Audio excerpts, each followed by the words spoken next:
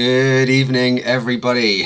I'm not sure if you saw us before the screen went up there to start the show. You may have done. I'll have to cut that off in the edit. I think we were all sort of sat there looking a little bit pensive before the titles ran.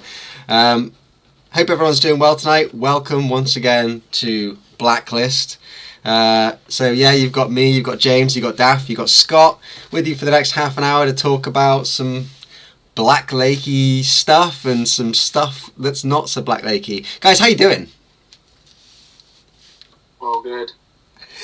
Yeah, good, mate. I'm good. Good. You all right? How is that fine bottle of Coors? I don't know. It's all right. It's not quite as nice as I would like, but it was cheap and it was there, and I fancied it when I bought it. So I had some really off soup earlier today. You know, it was like, this soup doesn't taste like it's supposed to, so I had to make another tip. You know, I've missed this talk. I gotta be honest with you. The caliber of like rock and roll discussion is just up here. You know. That was a non-alcoholic soup, though, isn't it? So we don't really want to talk about that. We've been live for 2 minutes and we've already mentioned off soup. I mean, it doesn't get much more out of control than this.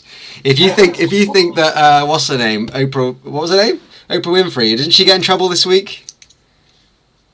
Yeah, no. Was it Whoopi Goldberg? Oh, Whoopi Goldberg. I do apologise. If you think she's in trouble, then wait till I hear about Scott talking about off soup. I'm telling you though, like, it was a nice soup, right? So it's a Baxter's chicken broth, and it has a particularly like savoury, lovely taste to it. And I had my first spoonful, and it was just like water. There was something wrong with the can, man. So I refused to continue eating it. So Will's sponsored by Vocal Zone, right? Dav is sponsored by some like high-end drum. Help me out, Dav. Who are you sponsored by? Red Stripe. Bang Bangs. Right. I'm sponsored by Guinness and Kraken, and Scott is sponsored by Soup. Well, he's not anymore. They've dropped him now because he just besmirched their good name. Not soup. Baxter's chicken broth soup specifically. I love the fact that even Susie in the chat is getting involved with the soup chat. Susie, don't let us drag you down to our level, please. It's more. I mean, we've just been blocked on Twitter. Has this guy had no media training? We'll have a word.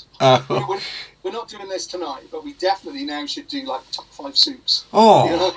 Oh, we should so do top 5 soups. That'd be banging. I mean, as a vegetarian, there aren't that many. It's vegetable soup, tomato soup, cream of mushroom soup. I can recommend a really good carrot and butter bean. Okay. Yeah, Now we're talking. That's wrong, but it's all good, man. It's all good. Nice, like sweet carrots. It's nice. Nice, yeah. Chuck some pepper in there. A lot of pepper in there. Fair. That's my rule with cooking, basically. Wow, man, everyone's here. Top 5. Yeah, what? I guess, Angelique, you're implying that 5 is not enough, and maybe we should go for the top 15 soups. Like, top 5? The soup cannot be contained. Tune in next week for the top 15 soups. The top 87 soups by Blacklist. To be fair, that would still be more interesting than half of what goes on Kerrang these days on rotation over and over again. The same charts over and over. And we've just been blocked by Kerrang. Seriously. Cream of celery. I can't say I'm a fan of celery soup. I've tried it many times, but I quite like normal celery, but in soup it just doesn't really work for me. I want to say that I feel like this broadcast has already been derailed, but I'm not sure it ever had a rail to start with. Anyway, maybe we should move on from the soup, but nonetheless, to be discussed, to be continued. But, Indeed. You know, before we do move on, though, tomatoes, you've got to have it out, right? The classic tomato soup, can't go wrong, can you? There you go. Look, Dav's loving that. Yeah. Yeah. What's the Welsh for tomato, James? I'm trying to think. Tomato soup. Steady, Will. Steady. Let's not alienate all the Welsh fans. I know. I'm just jealous I can't speak Elvish like you guys can. I don't want to get into this conversation, but tomato in Welsh is hilariously tomato. It is just tomato, isn't it? Tomato. Just drop the T. Tomato. Tomato. Oh, I got a good one. Do you know what pizza is in Welsh? Ah, yes. Isn't it? I think It's just pizza. It's pizza. it's PITSA though. Pizza. Yeah, it's just spelt bad. There you go. We're more cost effective than Babel at getting you to learn another language. Yeah. Move over to your lingo. Black Lake's lingo. Nice. Who needs Google Translate when you can just come and ask us? I love this. Angelique says you are always off the rails. That's what makes you guys so great. So there you go. We actually have a plan tonight. We have a total set up, pre-organised, full-scale set of topics to discuss. I like that they think that that's why we're great. It's like they've taken our greatest weakness and made it into our strength. Absolutely. Your inability to stay on topic for more than a minute makes you worth watching, which I'm glad for. Fine. It's all good. Do you know what I want to? Not to blow my own trumpet. Indeed, lovely. Thanks, guys. Not to be serenaded by those three lovely trumpets, but I do want to just very quickly draw attention to the Blacklist logo down in the corner that has now changed from just simple Blacklist to a nice little reminder, and it's reminding you that there is 19 days until our debut album drops. 19 days. We have already sold over a quarter of the physical stock that we ordered. Because we didn't know, it's hard to guess how you're going to do. A lot of people don't tend to buy their music anymore. We've already sold over a quarter of it, which is absolutely insane.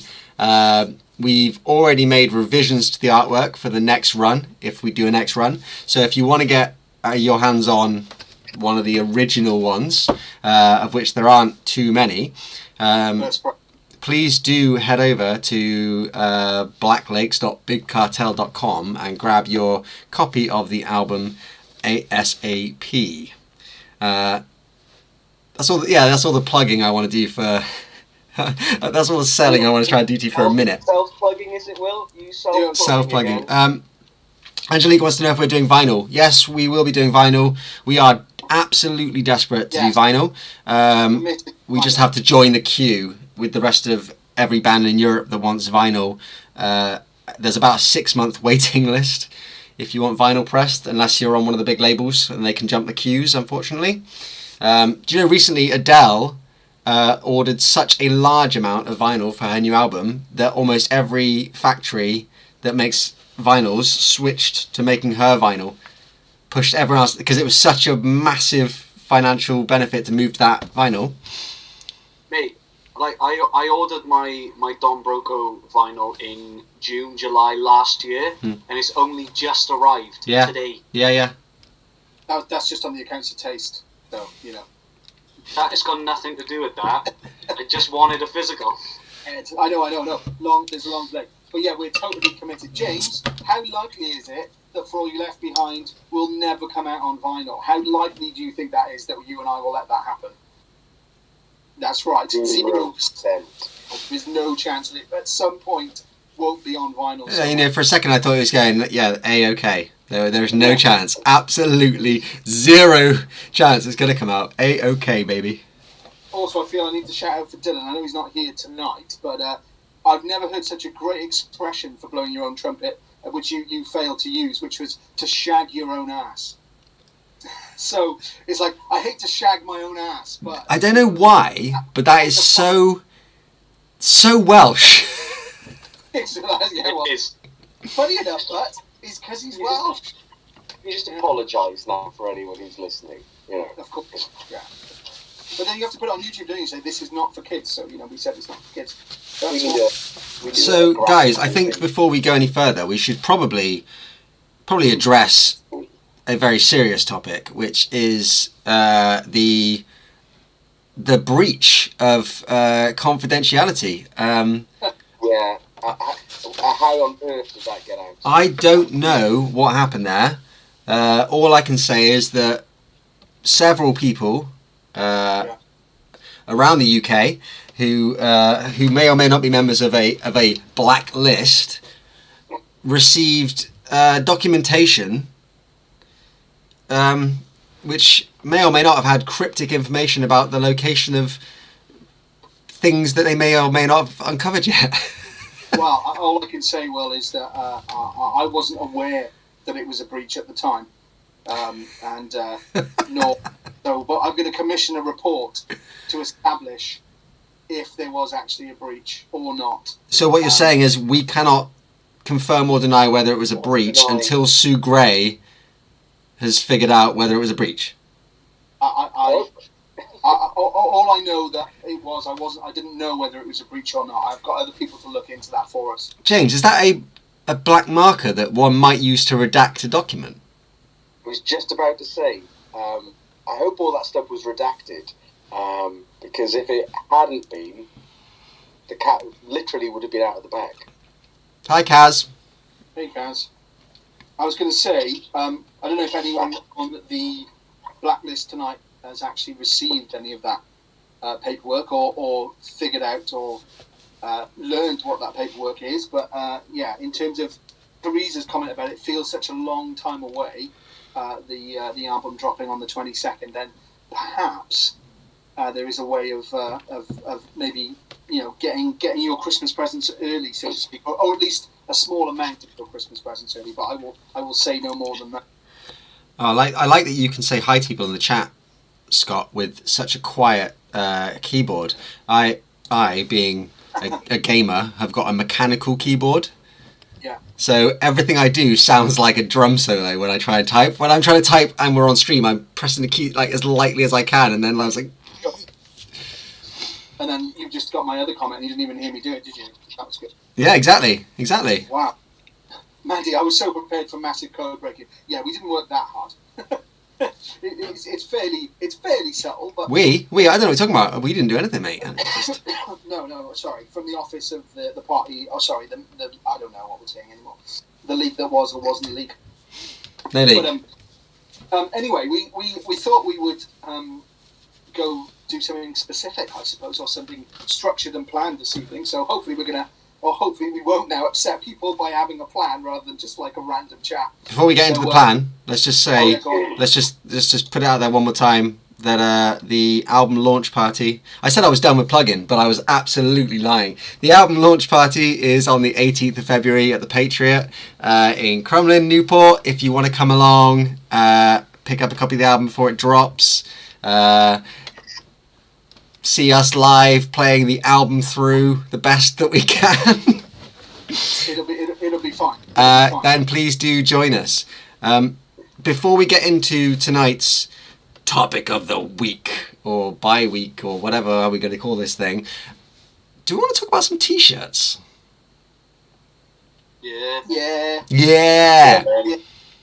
We got some new ones.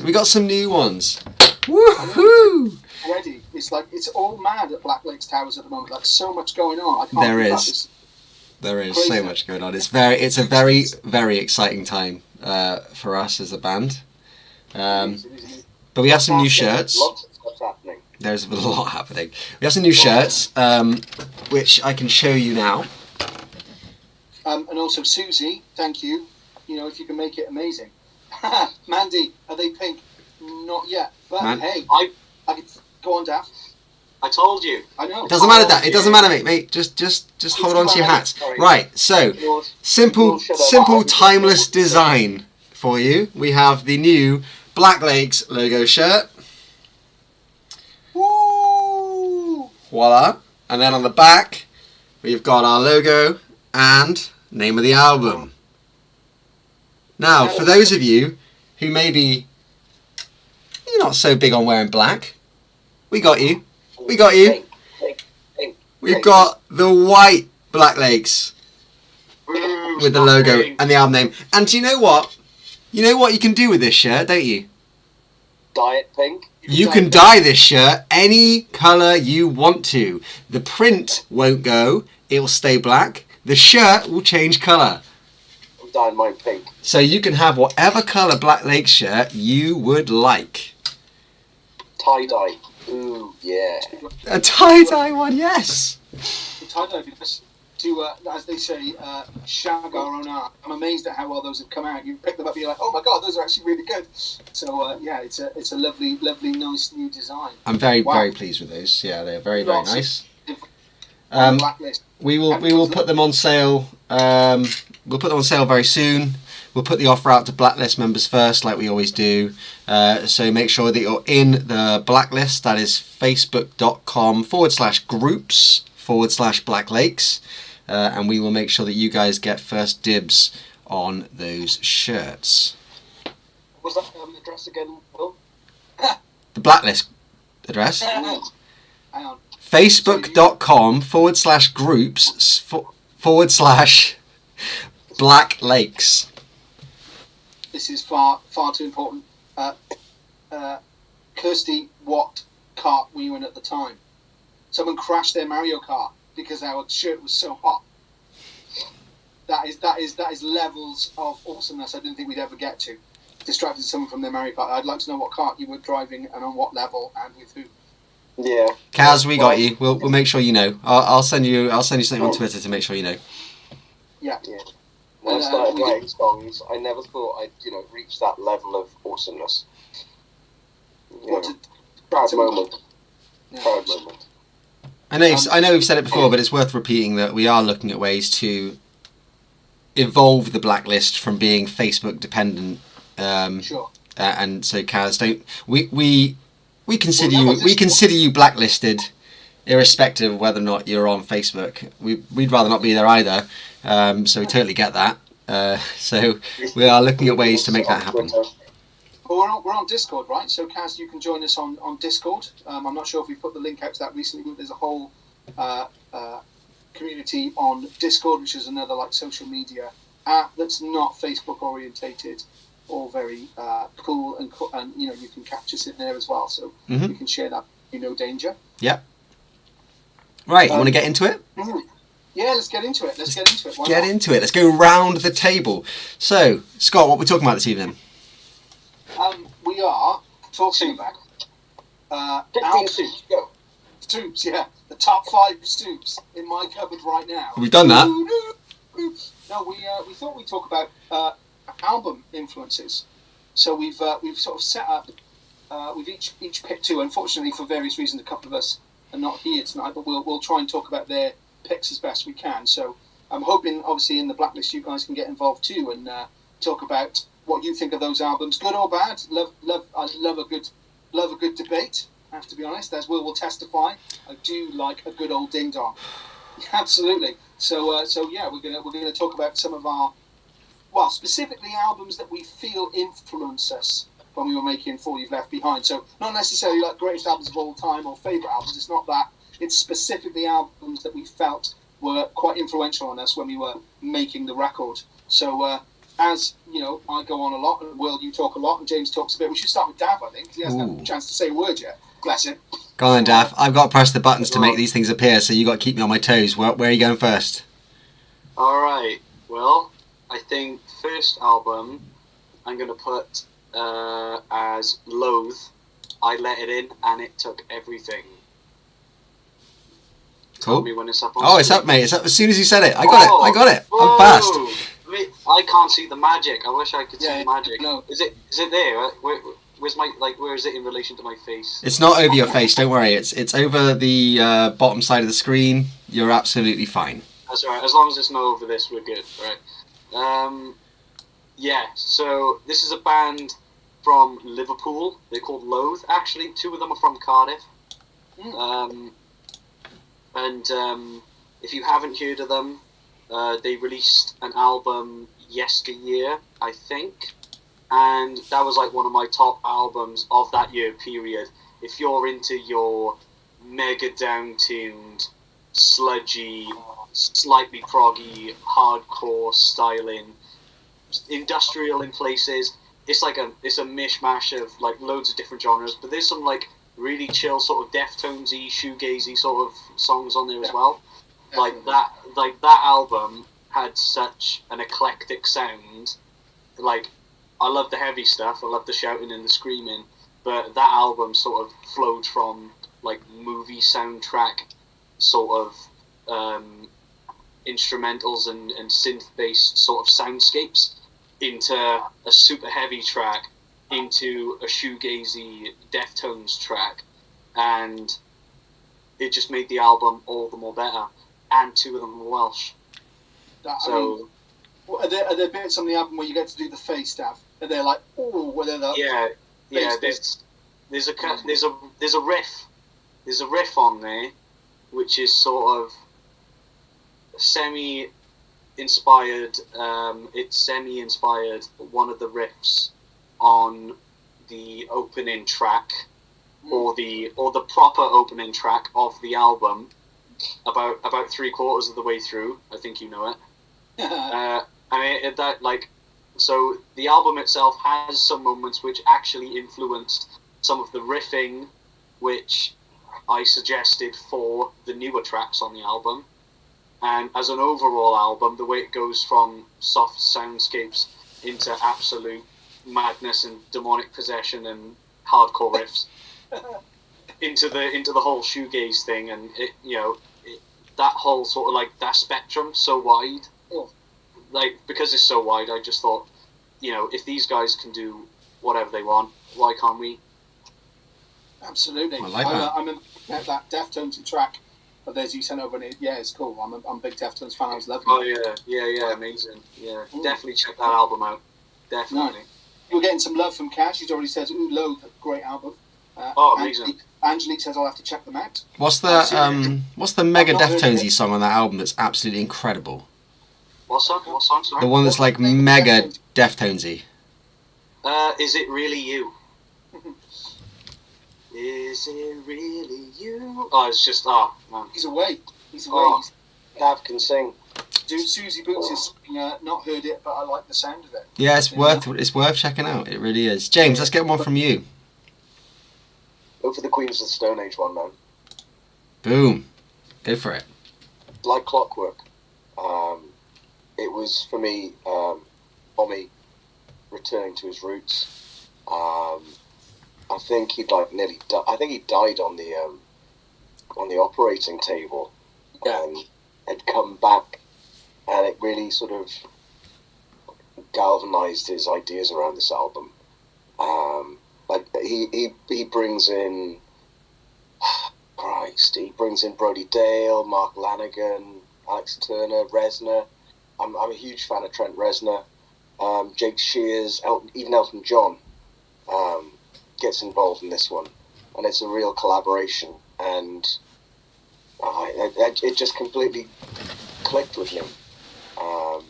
And I guess when you hear the album For All We've Left Behind, maybe you'll hear that sort of blending of styles and influences, and that's why I chose it, really. Like Clockwork is a real mishmash of ideas, but somehow it just all comes together and works. It's a great record. Yeah, I mean, I've got I think, is it I Sat by the Ocean is one of my favourite tracks off it, and they just do something really cool. They don't exclude anyone. They bring everyone to the party, and the rhythms are just they have this slinky coolness about them. The best thing I Queens of the Stone Age, I'm not an Elvis fan, right? And I've never heard a rock band sound more like Elvis in my life, and I'm still on board. I can't really do the thing, but yet when Homie does it, I'm loving it. I'm all in favour. Kaz says that's an interesting choice, James.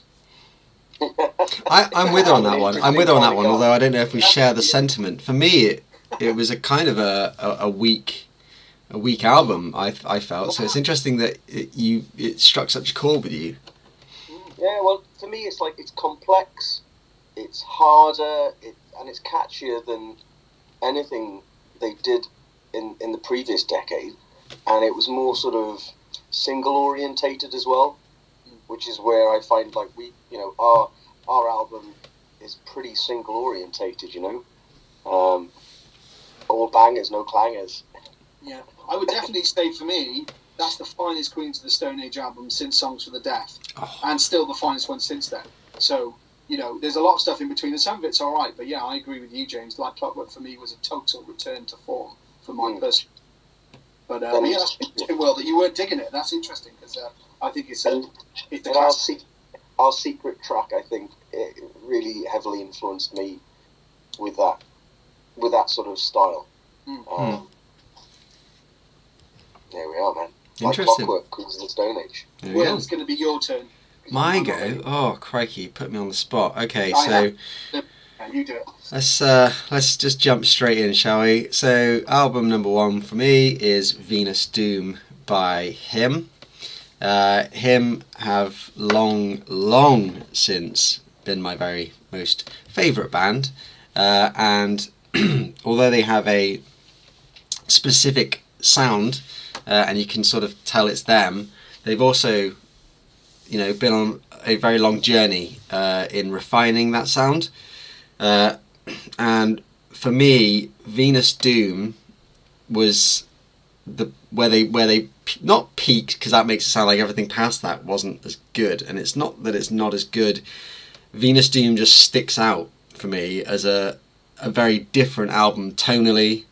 There's a real darkness to this album, which, although Him often sing about love and the negative aspects of that, it's always over quite a hooky, melodic pop sound.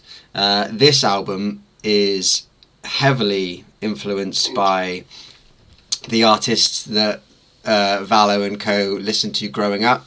There's a lot of Black Sabbath in there. There's a lot of down-tuned guitar. There's a lot of real darkness on this album that isn't quite there on the others, and I think that's probably because they were going through, especially Valo, who's the primary songwriter, was going through a lot of rough stuff whilst working on this. He actually had to give up alcohol because he was fairly close to killing himself with it during the recording of this album. It's just really raw, really dark, and really powerful.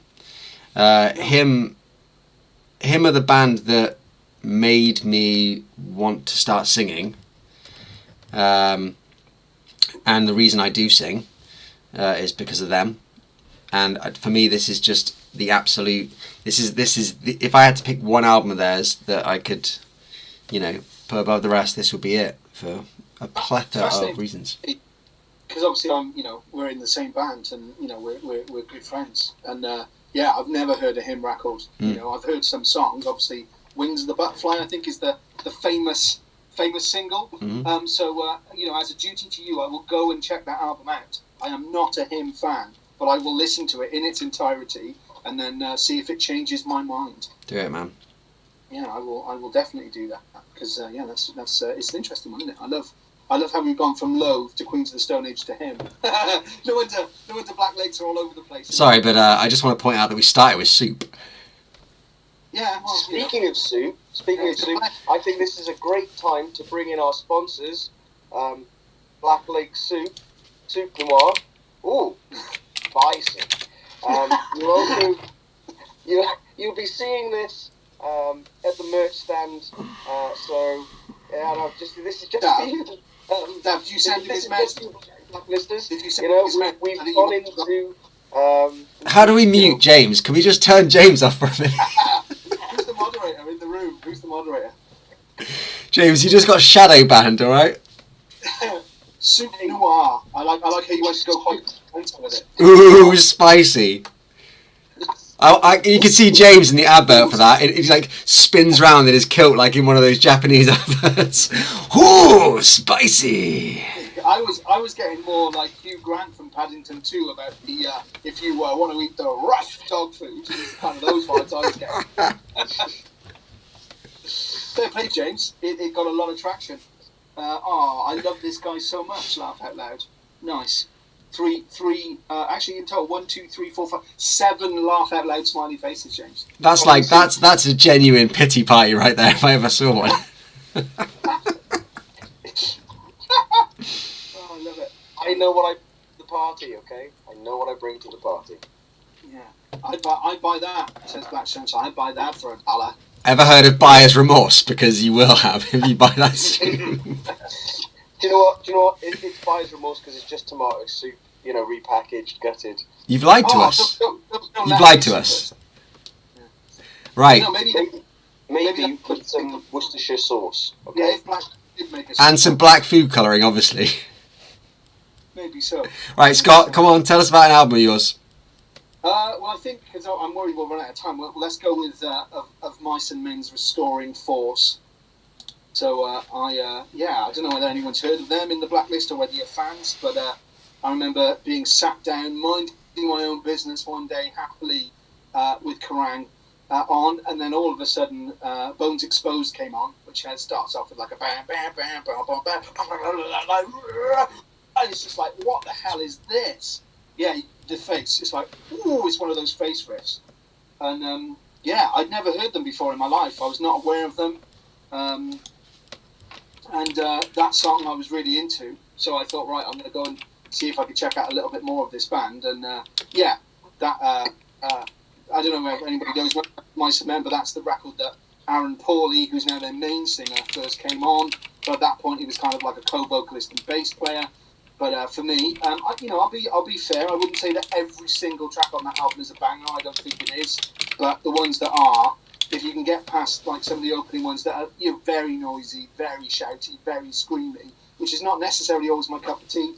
But man, there's some tunes on there like Feels Like Forever. Oh my god, it's just that record is crazy, and the extended edition is good as well with some extras. So yeah, I mean, I was heavily influenced by Restoring Force in terms of the riffage on that record, and also some of the melodies, and just the general over light and dark. I suppose I think Mice and Men absolutely smashed that in terms of their light end and their heavy end. It's melodic, but it's also filthy aggressive. So yeah, if you've never listened to Restoring Force by Mice and Men, I strongly recommend you go and have a listen to at least a handful of tracks off that album. It is an absolute banger. Dan's already for the marshal. It is a fantastic album. I was told once I looked like Aaron Pauley with my hair down. You do look a bit like Aaron Pauley when you got your hair down. That is fair. Yeah, absolutely. When I got my hair down, yeah. You can see me play. You can see me playing bass and singing. Yeah. That would totally work. You've definitely got that look going on. You've done it well. They popped in my playlist I was listening to a week or so ago. Cool. And then Deflect with the mic stand, dude. It's because she already said fans are going to show up with cans of soup for us to sign, and I said as long as they don't throw them at the stage, because that would really suck. You'd have to use your lightsaber mic stand to turn them off. Oh, I found my remote, by the way. Thank God. Is it? Yeah, I was really worried that was gone for good, but I found it, so we were all okay. And also, no massive spoilers, but if I don't know if anyone watches Boba Fett out there, but the other week, put it this way: if Blacklist had a lightsaber, it would be that. It's called the Black Saber for a start. Well, we do have a lightsaber. No, it's called the Dark Saber. Get it right. It's the Black Saber now. I've appropriated it as our own. Do you know what I'm finding really interesting about talking about these albums that have influenced us is because these bands have been because these bands have had like such a profound influence on us in our lives in the way that we've gone forward to create our own music. I find it really genuinely amazing when someone says, I've not listened to that band, or I've never heard of that band. We kind of take it as read that these are like some of the biggest bands out there, and like, everyone knows these bands. So to see people saying, I'm going to check this band out, thanks, I'm like, wow, like that's not only is that like bizarre and like alien to me, but it's also really exciting, because I feel like if we love of Mice and Men, we just gave that to someone who's never heard that before, and it's like there's so much music from that, like that's awesome. There's a lot of music to listen to, and catch up on. My brother said to me once, which I think is a really astute comment, music is currency. Music is currency. It should be, passed around and shared. You can hand things off. I mean, there's nothing better when Dav goes, I think you'll like this, and he sends me a Spotify link, because I'm like, if Dav thinks I like it, I probably will. He's got a pretty good radar for what I like. Whereas Dylan goes, you'll like this, I'm like, no, it's shit. Whereas Dav normally pretty much nails it, which is amazing. Sorry, we've got Mandy's gone. I completely agree with everything that you've said there. Just hurry up and make The Mandalorian already. I completely agree with you. 100%. Yes, agreed. Music is currency, and it saves. It certainly does. I love discovering bands I've never heard. Do you know what my favourite thing is? Is when you get into a band that become your favourite band, and that definitely happened for me with Of Mice and Men. I'm not necessarily saying they're I mean, I consume music like people consume food. I'm just like next. So, but when you get a band that you really dig, Soup. It's great. That is such a lovely feeling, and I would definitely say I'm in between bands at the moment, so I'm waiting for my next favourite love affair, my next favourite band. I'm waiting for them right now. I'm ready. I'm ready to do one. There's Black Noir right there. We got to better crack on. Dav, have you got another one? I think hopefully. Yes. It might not have influenced the album so much, but it's definitely influenced some drum parts. The album that has influenced me and my drum parts on this album, maybe not so much the sound, but definitely the drum parts, is Lateralis by Tool. Good album. Good album. Yeah, I mean... Just have a mic drop. Leave that there. There it is. You know, says it all. But, yeah, I guess some of you... It's like, I thought it was weird that when I went to download, some people didn't even know who Tool were. Like, same as Will, like, you know, saying about, like, how the fuck do you not know him, or whatever, you know. Yeah. I was like, how the hell do you not know Tool? But, but I get, it's not for everyone, but... No, true. Great, you know, for me, great riffs, weird, sort of proggy time signatures, the best drummer who is currently living on this earth in the world of rock, 100%, no doubt. Wow. A lot of the, I mean, the tom, the weird like jungle drums that you hear on Ghosts, and a couple of other songs which are on the album as well. Yeah. I ripped it off, man. I completely ripped it off. He was influenced by. Influenced by. He's paying homage to Maynard and his gang. Absolutely. He's going to sue us now. He's going to sue us. I mean, they can sue us, but like, it's true. Like, I owe Maynard and Danny Carey a lot of money. I know it's your we album. We can pay you in soup. I can only agree. And also, this is the best thing I've ever heard said about Tool, right? So another band that I like that sounded a lot like Tool, and they said, the thing is, Tool are not a band, they're a genre. Yeah. I think that kind of the lifestyle. Yeah, I guess that they have their own sound, be it, you know, completely influenced by theories of ethereal, you know, otherworldly sort of stuff. Like how much of it was early onset influence from drugs, don't know. I was about to say, you'd imagine that they may have experimented once or twice with some perhaps Kaz substances that are. Kaz says the Tool is, or can be, an acquired taste. I'm with Kaz. I think, you know, they're a band that I can very much take or leave. They've never struck me as the most incredible thing, and people rave about them, and maybe I just don't get it. I don't know. That's all right, man. We can get it for you. It's all good. Me and Dad are loving the Tool. Yeah. That's why we're friends. He doesn't like me really. It's just because I like Tool. He likes me. You know? Common ground, yeah. Yeah, but in terms of drums, like Danny Carey from Tool, not so much like I know Tool is definitely an acquired taste, but in terms of drums, you've already heard it and you've already told me like you like it. So, but like, yeah, it's all over the new stuff as well. Like Danny Carey, man. Like, well, you just had a comment now, Dav. Pay attention to the album Fear Inoculum and how it was intuitive before the pandemic. Yeah, because I mean, Fear Inoculum. 100%. Yeah, absolutely. Yeah. 100%. Yeah. But the beautiful thing about this Blacklist, Will, is I've already heard all of the Tool stuff, and now I get to go and listen to him instead. It's a win. That's a win as far as I'm concerned. Oh man, Danny Carey just blocked us on Twitter.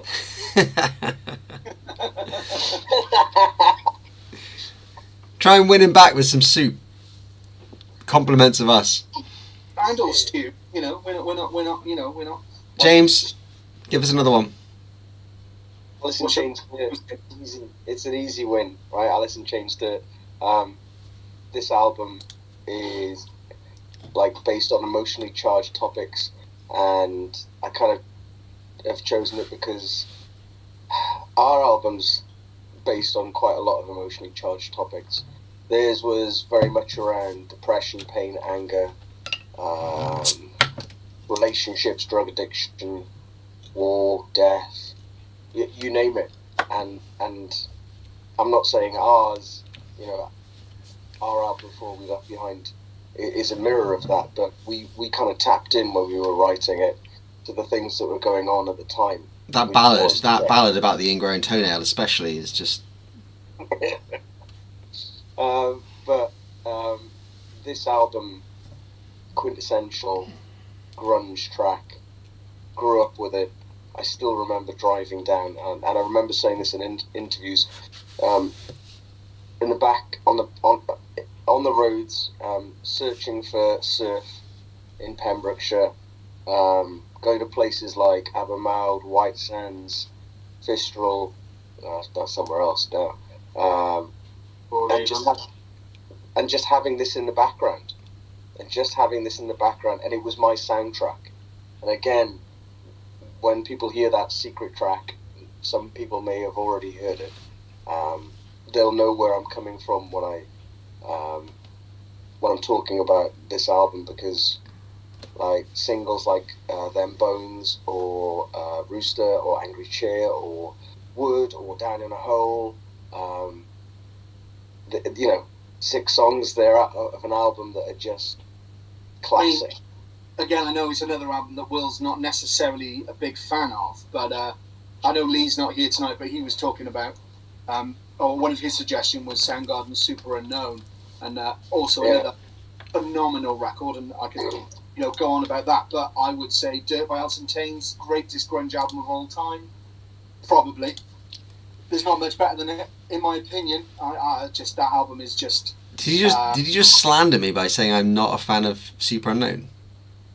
No, I said you weren't a fan of Alice in Chains. All right, fine. That's okay. No, and again, but I mean, it's very simple for me as well, James. Like you, no Alice in Chains, no me making music. Simple, and they are probably in the top 3 most important bands of all time, in my opinion. It's a great album. It just didn't come out at a time where it was going to hit the right chord with me. It's not like I listen to it and go, "Oh, it's not very good." It's just that I think right time, right place for you guys. Yeah, probably so. But it is.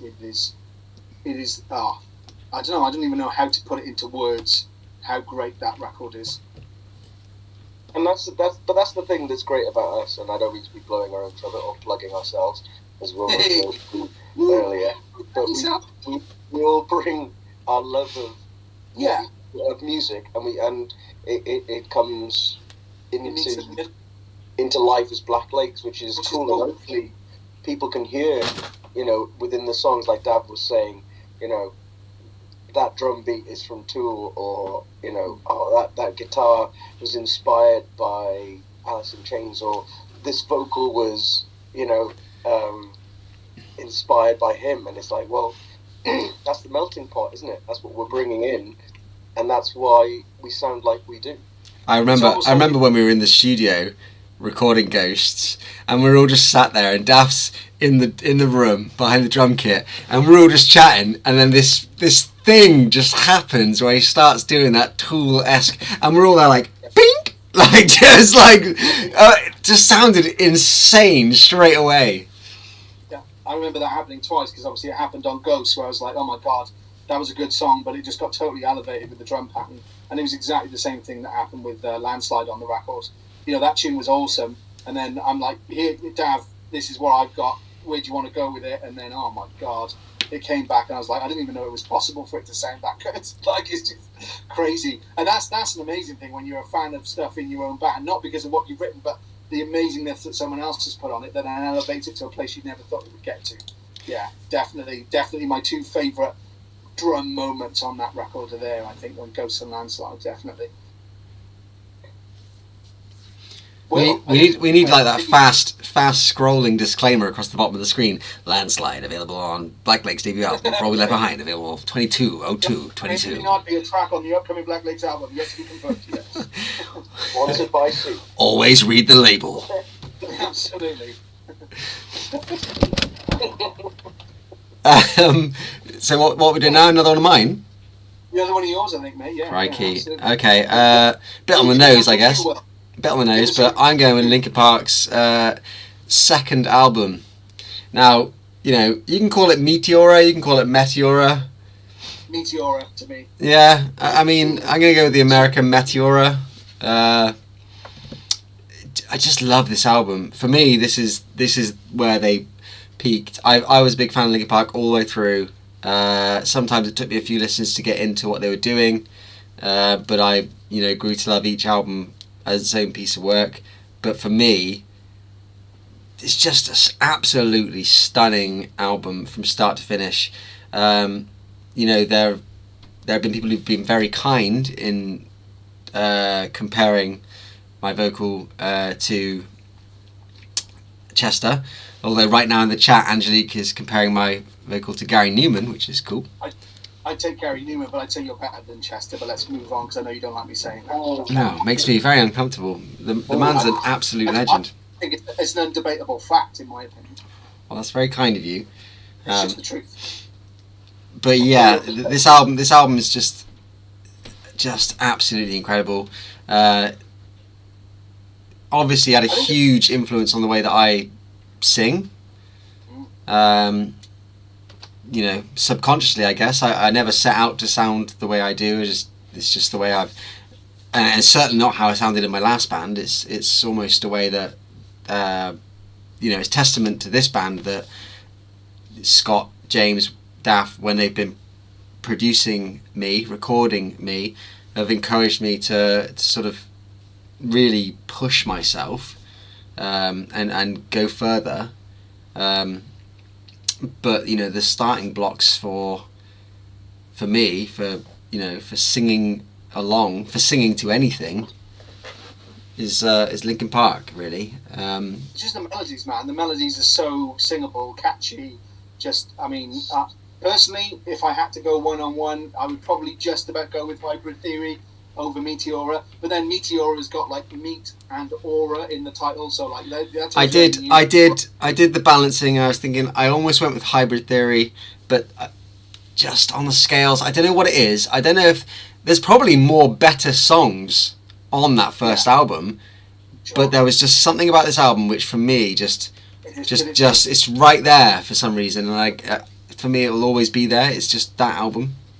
Totally. I mean, Easier to Run is my favourite Linkin Park song, probably, and that to me, as a song goes in terms of structure, is perfect. And it's got Fate on it. Jesus, that Somewhere I Belong. I mean, my God. There is just a lot of love for me for Linkin Park, definitely big time. 100%. Oh, how interesting. When you're writing, do you see? Sorry, go on, man. Sorry, go on, read your comment. When writing songs, do you see visuals, a story being created before you? Chester and so many have started. That's how it started for them. Interesting question. Well, it's a weird one because we write songs as a collective. So it's often difficult to say, oh, this song is specifically about this. And I think, again, that's what... It doesn't set us apart. I'm sure a lot of bands do it this way. But it's interesting when people send me a message saying, what's this song about? And I'm like, well... You're making the assumption that I've written all the lyrics because I'm singing them, but actually we do work as a collective, especially when it comes to the lyrics, because I might write down a very basic outline of an idea, but actually it's it takes all of us to really hammer that into shape and build that message as we go, and it can start in one place and end somewhere completely different. So, for me, a lot of the starting blocks for where I write lyrics come from my struggles with my own mental health, or my struggles with like relationship issues, past relationships, and the difficulties that I've encountered there. And you know, I guess it ties into mental health, but my very low self-worth helps me when it comes to writing music, because that's, well, lyrics, because that's where I go to you're not good enough, you're never going to be good enough kind of stuff, and I start penciling stuff out. But then we'll bring that into the forum and James will say, you're not good enough, what about the government aren't good enough. That's not true.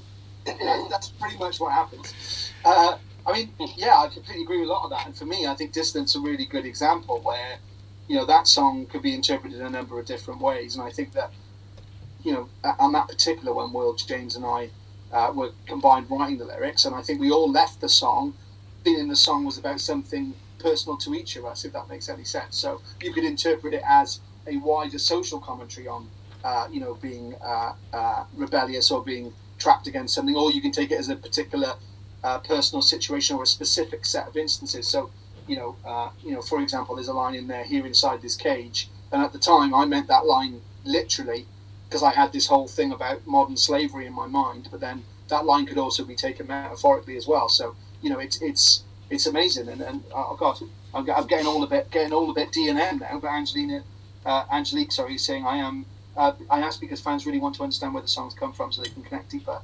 You stating that helps with that understanding. So yeah. Do you know what? I think it's very, like, a nice way of summing it up is that Break the Silence was written about the fact that someone slipped something into my drink, and I effectively regained consciousness in the middle of London. Didn't know where I was. Didn't have a phone. Didn't have a wallet. It was freezing cold, and it went from where it was when I wrote those original lyrics through to, well, I don't know. It's become a lot more. It's gone from this to this, you know, like. Yeah. It was a specific incident, whereas actually that song is a good lyrical description and, I think, story of what can happen, especially, you know, during the last couple of years in the pandemic, you know. Yeah, I think I think the title of the song, when it ended up being the title of the song, Break the Silence, it wasn't intentionally sort of chosen to sort of mirror connotations of movements of any particular thing that was happening at the time.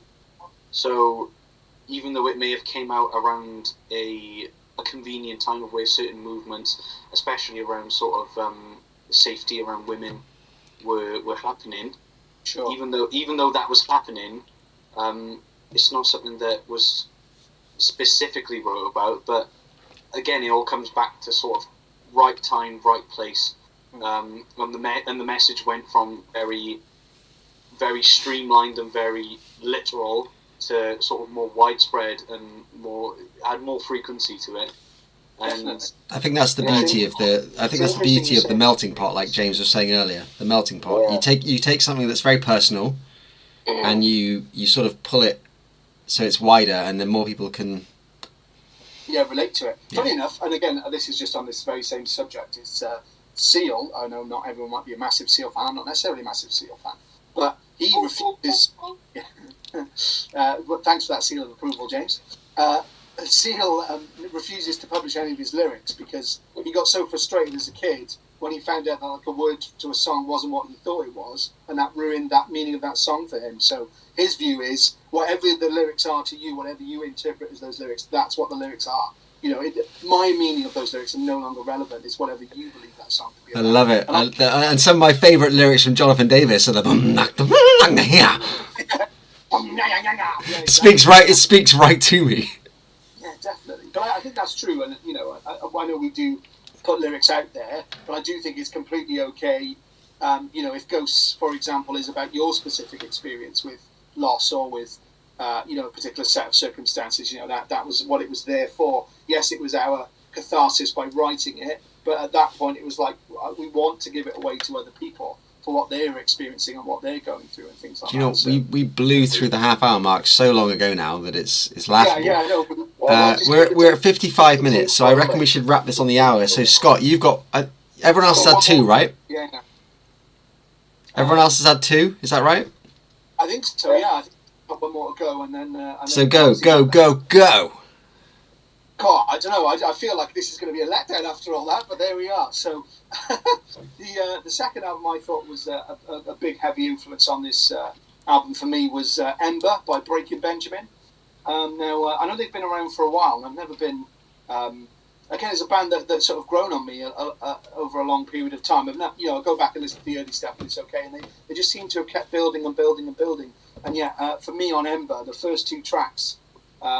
Red Cold River and God, I'm trying to think now what the first 2 tracks on it are. Tourniquet. Oh my God, those songs absolutely blew me away. Totally loved them.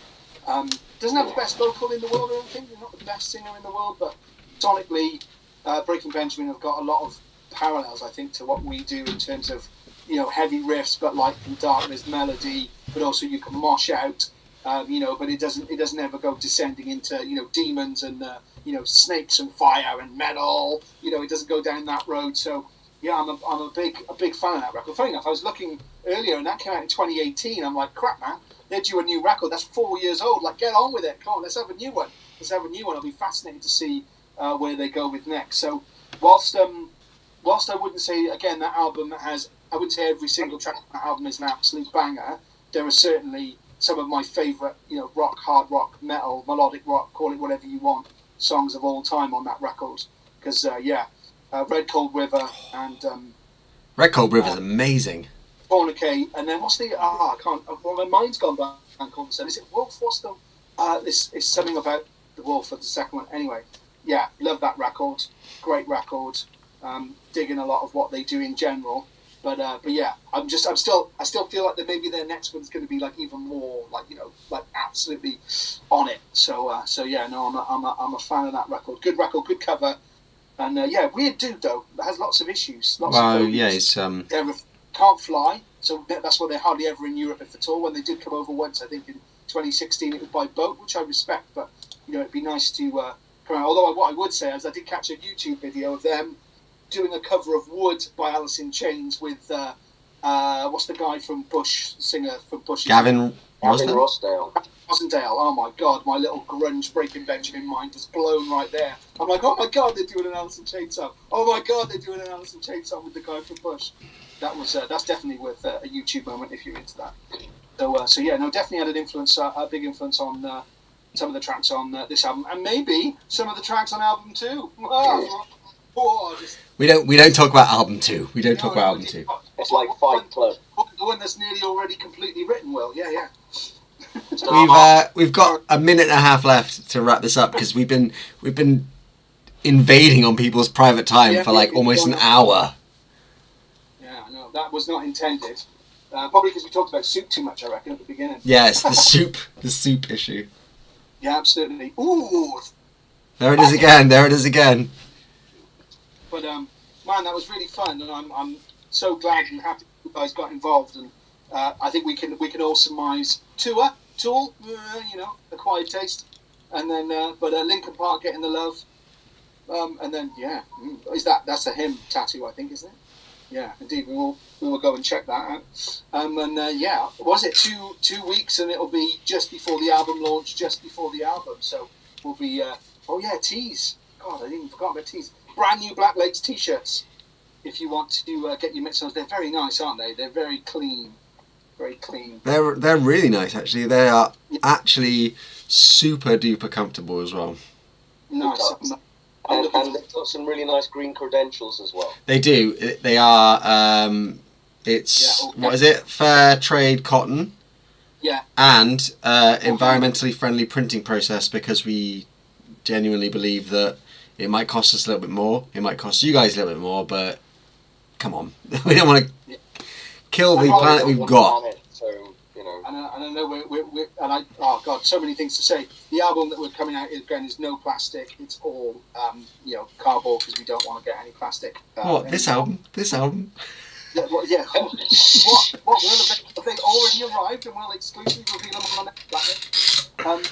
Join us on the next Blacklist to see that. Thank you ever so much, Kirsty. That's really kind. I have no idea why you want to listen to us talk for an hour, but that's really kind.